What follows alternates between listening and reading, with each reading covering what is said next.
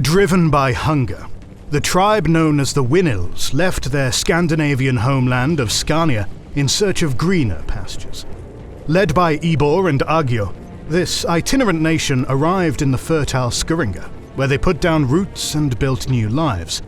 Yet the Vandals already living there would only cede the land in exchange for tribute. Although few in number, the Winnils were brave, and so refused to bend the knee and prepared for battle. On the eve of the fight, both tribes prayed to the god Wodan, who promised to grant victory to whichever group he saw first at dawn. Gambara, mother of the Winnil leaders, advised her people to instead pray to Freya, Wodan's wife.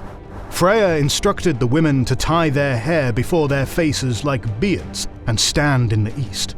At dawn, Freya turned Wodan's bed towards the eastern window. Upon waking, the god exclaimed, "Who are these Longbeards?" Freya replied, "You have given them a name, now grant them victory." So goes one version of the origin of the Lombards, one of the most important Germanic tribes of early medieval history. A people who fundamentally reshaped the history of medieval Italy after the fall of Rome, and for which the modern Italian region of Lombardy is named for. In this video, we explore the history of the Lombards and their kingdom, which dominated large parts of Italy from the late 6th to the late 8th century. We'll examine their supposed origins, their conquest at the heart of the Latin world, and their eventual decline under Frankish pressure. This video is sponsored by you. Unfortunately, the YouTube environment is not great right now, with the algorithm being friendlier to drama and react channels and YouTube being permissive of AI slop. We don't do drama and we don't do AI, but thanks to our members and patrons, our channel continues to make 3 public videos per week, with the team intact and going strong. In recognition of their generosity and contributions, members and patrons receive 2 additional exclusive videos each week, and access many other perks. Join them to watch more than 250 exclusive videos covering every era of history. Join them by scanning the QR code on your screen, via the links in the description or pinned comment, or by pressing the join button under the video. The traditional story of the Lombards describes a people native to Scandinavia, who migrated southwards and conquered Italy. However, modern scholarship rejects the idea of a unified migration from the Nordic regions. Rather, traditional origin stories that describe the Lombard southwards migration, such as the one we retold in our introduction, were later constructs designed to provide a shared identity. These narratives, often humorous, helped explain and reinforce the identity of the Lombard people as it evolved over time. Like many so-called barbarian groups migrating around Europe after the fall of the Western Roman Empire, the Lombards were not a fixed ethnic group, but rather a fluid political and military coalition, absorbing new peoples over time. But archaeogenetic evidence suggests that groups in Pannonia, with northern and central European ancestry, later appeared in northern Italy, indicating a relatively rapid movement into the peninsula as a consolidated group. The first mentions of the Lombards in the historical record comes from Roman authors of the Augustan period, who mention a small tribe called the Lombards settled at the southern Elbe. By the time of the Marcomannic Wars, nearly 2 centuries later, the Lombards reappeared in Roman records as enemies of the empire, before disappearing into obscurity once more. By the late 5th century, the Lombards reappeared in the sources in the region of Noricum, where they settled with the tacit approval of Emperor Zeno. By the beginning of the 6th century, the Lombards also left this area and moved to Pannonia. Here they settled once more, and found themselves in a tributary relationship with another itinerant Germanic tribe, the Heruli.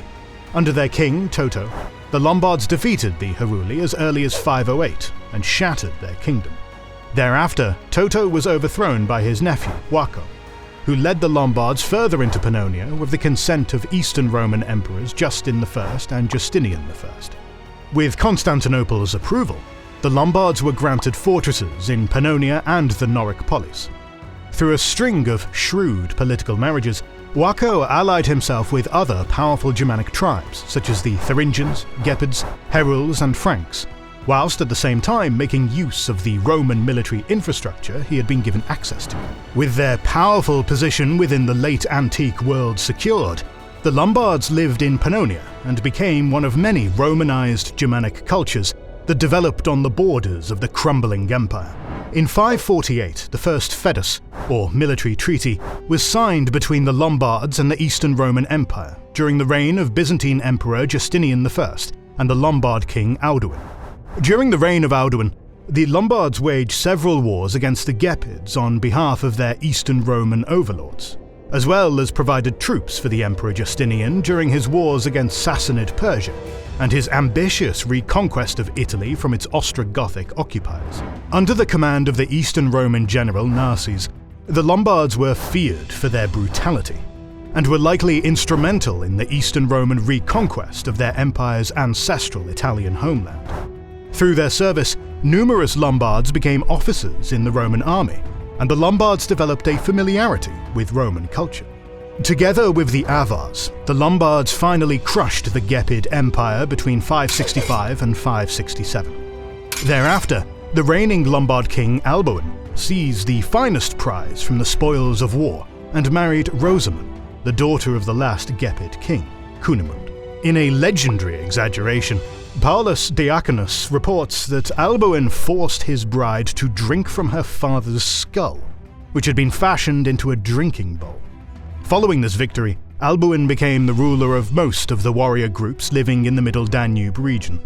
Infused with newfound power, he gathered his Lombards and forged an alliance of Suebi, Sarmatians, Bulgarians, Romans, and a particularly large group of Saxons under his control, with whom he turned upon his people's former Eastern Roman overlords and set out to invade the only recently reconquered Eastern Roman province of Italy. The group of people that Alboin led into Italy in 568 CE is thought to have numbered around 100,000, all of whom were looking to permanently settle in the region. The reasons for this exodus are unclear, and range from pressure from the expanding Avars to the rumour that the Lombards had been treacherously invited by the general Narses, to the fact that the new emperor, Justin II, had ceased paying tribute to the peoples on the empire's borders and thus broke the status quo in the region. Initially, the arrival of the Lombards met with little resistance. The Byzantine reconquest and a devastating outbreak of the Black Death had left Italy a devastated region.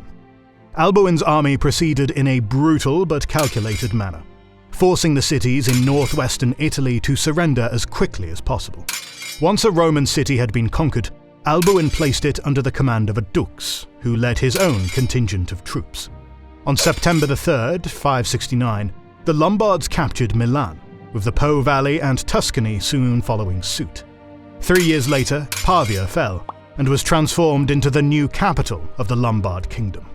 Alboin's coalition of the Lombards and the other tribes fell apart when he had proclaimed himself Lord of Italy in Milan. The forces united under him became independent and scattered in all directions.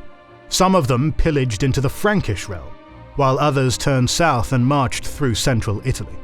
From these groups emerged the duchies of Spoleto and Benevento, both of which often acted autonomously from the developing Lombard kingdom in the north up into the 8th century. Meanwhile, the Eastern Roman Empire retained key coastal regions, including Ravenna, Rome, and parts of southern Italy. Alboin was not to enjoy the fruits of his conquest for long, for in 572 he was murdered in Verona. According to legend, it was his captive war bride, Rosamund, who instigated a conspiracy against him and persuaded 2 of his bodyguards to murder the king during his midday nap as revenge for her father. Rosamund succeeded her husband as ruler of Lombard Italy, but she did not last long either, and was forced to flee to Ravenna with the royal treasure and one of the murderers, with whom she took her life in a suicide pact. Following the brief reign of a Lombard king named Clef, who was likewise murdered, the Lombards remained without a ruler for 10 years. It was only the simultaneous threat posed by an alliance between Constantinople and the Franks that prompted the Lombards to elect a new king, Althari, in 584. Althari adopted the imperial Roman title of Flavius to strengthen royal authority over his people and his conquered Roman subjects.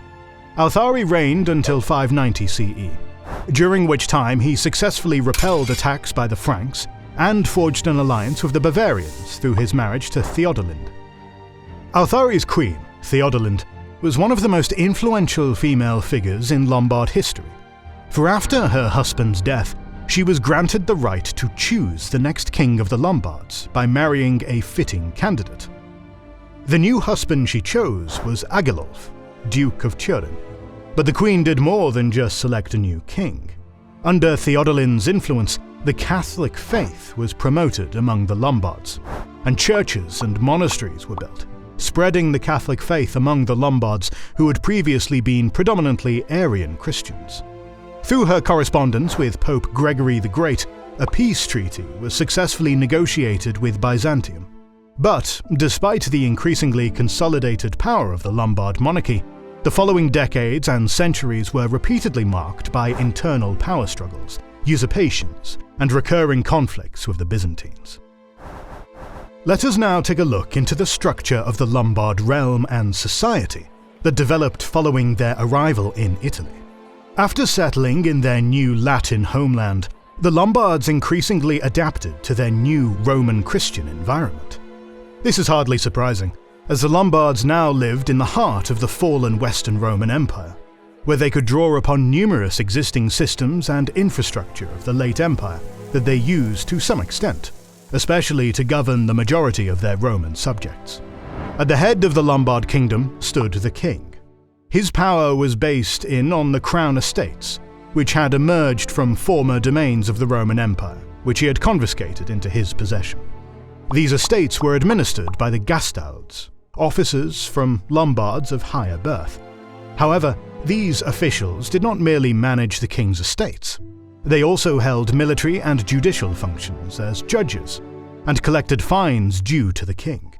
They also administered towns and villages, as well as performed state-like functions that were directly under the king's control, thereby acting as a counterbalance to the power of the dukes. The cities of northern Italy remained the centres of political power within a corresponding surrounding territory along the established Roman system. At the head of each city, and thus region, stood a dux, or duke. Within their territories, they collected taxes, served as supreme judges, and maintained their own residence in their city. Therefore, a dux's rule could at times be quite autonomous from the king's central authority. The Lombards had left Pannonia as fare, or travelling communities. In such a community, warriors were grouped together with their families and associated individuals. But the people of a fara were not only bound together as kin structure, but also as a military unit. It was along these groups that the settlement of Italy took place, and place names such as Fara di Sonzo or Fara Novarese still bear witness to their Lombard origins. Administratively assigned to a city, but often based in the countryside, were the Arimanni, or exercitalis. Both terms reflect the main role of these men. They were soldiers. Legally, they were freemen with their own landholdings and inheritance rights. Some of them were also allocated state land by the king, or a dux who wanted to increase his following. The Arimanni were permitted to bequeath these state-owned lands to their sons, provided their sons also took up their father's military service. In addition to military service, the Arimanni were also obligated to help build infrastructure, and had to attend assemblies where laws were voted on and justice was administered. Whilst this social rank was initially withheld from others, soon Romans were also admitted, and inheritance laws also became more lenient over time. All in all, there would have been immense differences in terms of wealth and the backgrounds of different individual members of this group. The Aldiones were the peasants that constituted the majority of the kingdom's inhabitants. They tilled the land and were bound to their plots, with rights equivalent to serfs. They comprised not only the lower-ranking Lombards, but also the many Romans who remained in Italy after the conquest. Their most distinctive feature was that every Aldione had to have a patron. They were understood and treated specifically in terms of this hierarchical relationship, as the Aldiones were subject to their patron's munt, his guardianship. The Roman population under Roman rule was divided into tributari, or taxpayers, and allocated to the free Lombards as their hostes, their guests, to whom they had to pay a third of their income. As non-Lombards, the Romans were subject to Roman law, which remained in use in Italy even after the fall of the Roman Empire. Further insights into Lombard society are granted by King Rothari's edict.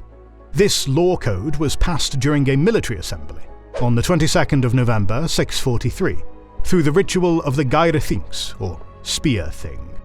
Numerous aspects of this law concern those sections of society obliged to perform military service. The historian Stefan Esders assumes that this judicial focus was influenced by Roman military law, which was the Lombards' first contact with Roman statehood. Under this law, most high crimes, such as treason against the king or the dukes, were punishable by death. A man accused of a capital offence could clear himself of the charge by taking an oath, whereupon the accuser could in turn challenge him to a duel. Minor offences ranging from theft and poaching to arson and manslaughter, or refusal to perform military service, were punished by fines.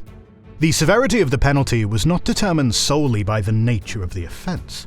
Other factors, such as the social status and the social and political standing and function of both the perpetrator and the victim, also played a role in determining the punishment. In some instances, detailed penalties are specified for severed body parts. Such fines were intended to limit blood feuds as a means of legal self-help. Many of the fines were set so high that they were scarcely affordable by an individual. Thus, the penalties were intended to have a preventative effect on society. All in all, Lombard society appears to have been a martial warrior society shaped by notions of honour. The role of Lombard women was also regulated by law.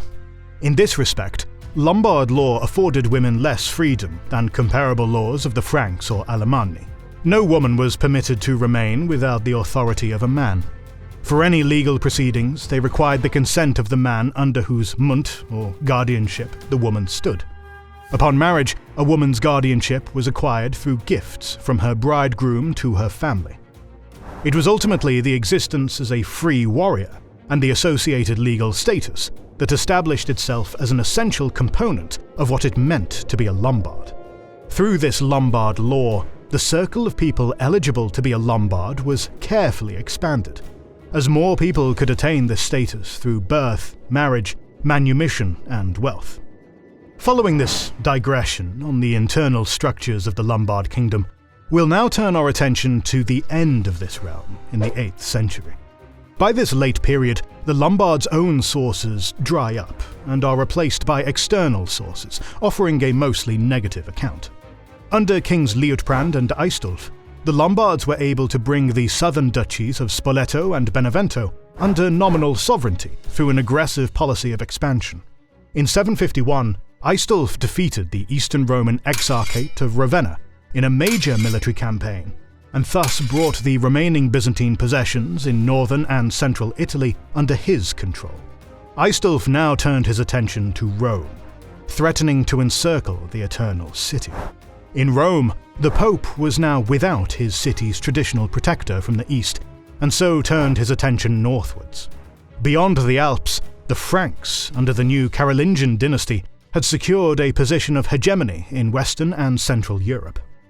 By promising to strengthen this new dynasty under Pippin III through anointing oils and titles, the Pope secured the Franks as his new protectors, while Pippin promised the transfer of territories that had previously been part of the Exarchate and were now under Lombard control.